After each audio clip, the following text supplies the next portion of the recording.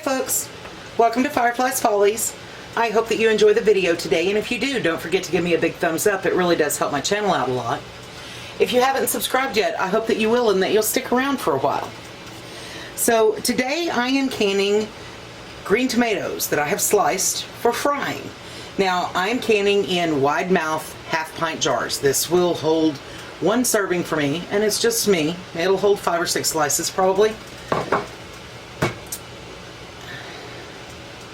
My friend Shelly was kind enough to give me some green tomatoes from her garden, and I made green tomato pickles earlier, and they're going in my water bath canner, so I thought that I would go ahead and do these. Now, one of the reasons that I'm going to go ahead and do these now, even though I've got my water bath canner filled, is because a friend of mine mentioned that one of the reasons that she just doesn't can anything anymore is because the expense of buying a water bath canner or a pressure canner for canning 2 or 3 jars of something that she would need just doesn't make sense. So I'm going to show that you can water bath can in any pan that is deep enough to cover your jars by an inch and a half of water with a lid.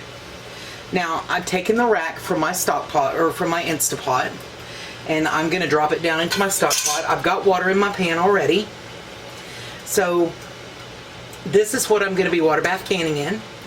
And to do this, now I've watched several videos, and I've checked online a few places, and I called the OSU Extension office, and I was told that green tomatoes are actually a little more acidic than regular tomatoes. I've seen water bath processing times range from 1 minute, yes, 1 minute, to 45 minutes. But the consensus seems to be that water bathing these for 15 minutes leaves them firm enough when I open them to fry them. Now, I am not telling you that this is the way to do it. I am simply showing you how I do it.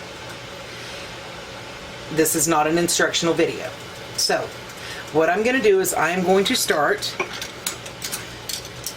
by adding my ingredients to my jars. And I am going to add a 1/4 teaspoon each of canning salt and citric acid. Now, you can add lemon juice instead if you want, if you're worried about the acidity. I'm going to use a 1/4 teaspoon of citric acid in each jar, and this is just to bring the acidity up a little bit. And if you have pickle crisp, you can add 1/8 to a 1/4 teaspoon of pickle crisp to each jar to keep your tomatoes really crunchy-ish. Once you process them, they're not going to be crunchy, but they would be a little crisper, I guess. But I don't happen to have any on hand. I used the last of it making all my pickles, and I forgot to save any. So I'm just going to do citric acid and salt in each jar. And the salt is completely optional. It is not a preserving, it's for flavoring. So I've got my canning salt in, I've got my citric acid in. Now I'm just going to layer my tomatoes into the jar. Now I tried to pick tomatoes that would fit nicely into a wide mouth jar.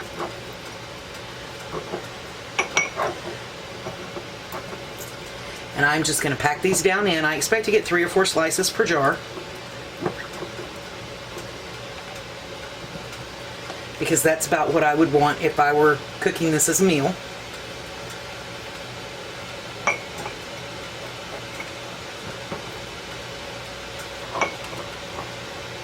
And because I'm water bath canning, I do have my lids. I brought some water up to a boil, and I do have my lids sitting in the hot water, staying nice and warm. And again, I'm just filling the jars, trying to make sure that I get them in there so that they're laying pretty flat.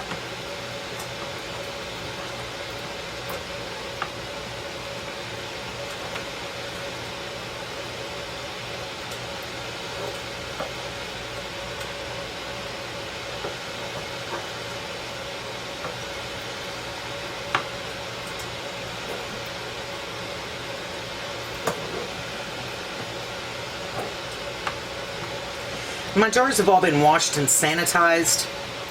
I boiled them for 10 minutes before I got started, and then I let them come back up to pretty close to room temperature. They're not cold, but they're not hot either. So, let's see. That's really not enough for another meal or for another jar. That one can hold one more. Okay, so I guess I'll have some fried green tomatoes for dinner tonight. All right, so what I'm gonna do now is I am going to top these up with water. And I'm a klutz, so I'm gonna pick up and I'm gonna pour in pretty slowly to start with so that some of the bubbles can work its way out, and then we're going to debubble them as well.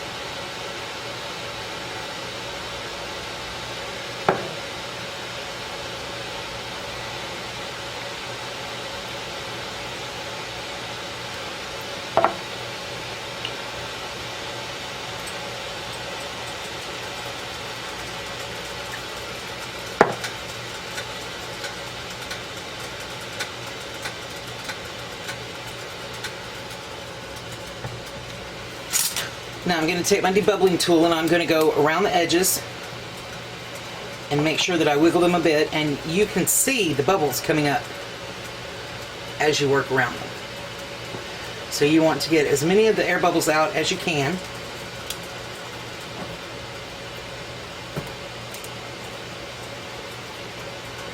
Down through the middle as well.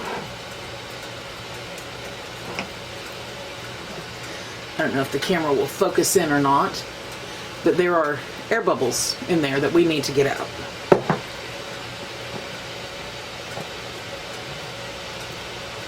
And you do that by just pressing down a bit, wiggling your debubbler around them, moving your slices around just a bit to let the air out.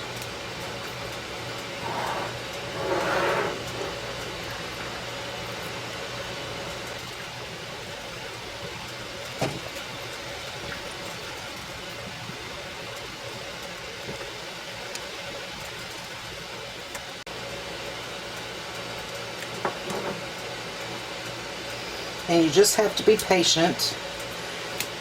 I got tomatoes that literally fit in my jars, so I do have to be patient but thorough.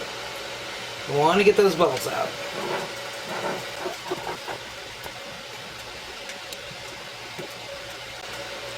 Right, and then we want these to be about a 1/2 inch headspace.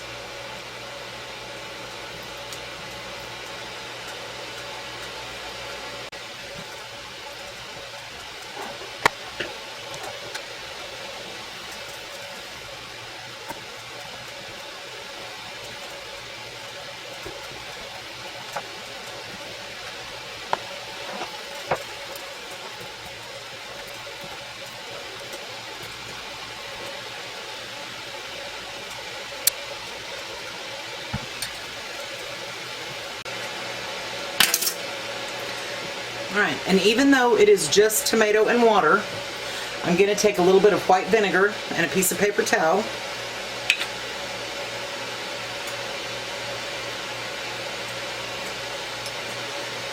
And I'm going to clean these rims.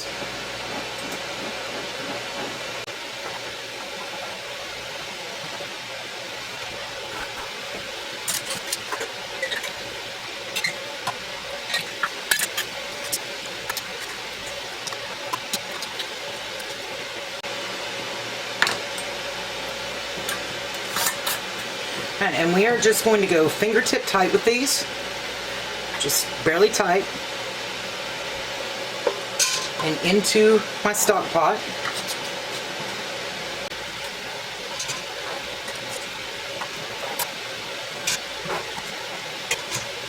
And then I'm going to add, actually I'm going to start with the hottest water that I have.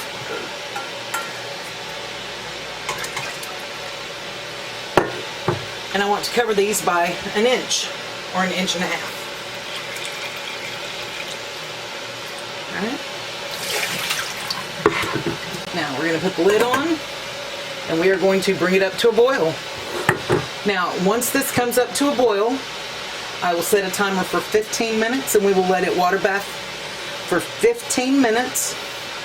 And once that 15 minutes is up, I'll turn it off and I'll let it sit for about 5 minutes, and then I will take the lid off and we'll take them out. And once we get to that point, I will bring you back.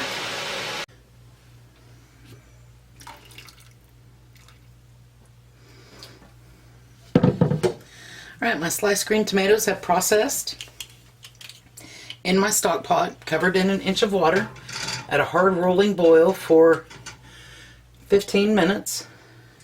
Let's see if I can get that to focus for you.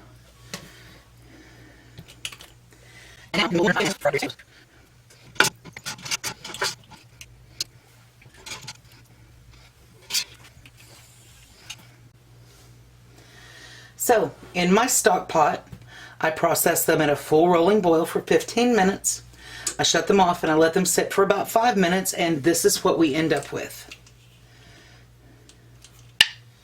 And they're already sealing.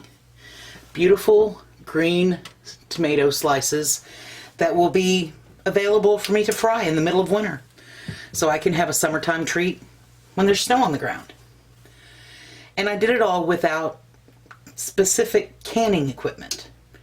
So if you're small batch canning, you don't necessarily need to invest in a big kettle. You can do it in a stock pot as long as it holds your jars and you can cover them by at least 1 inch of water. You need something to put in the bottom.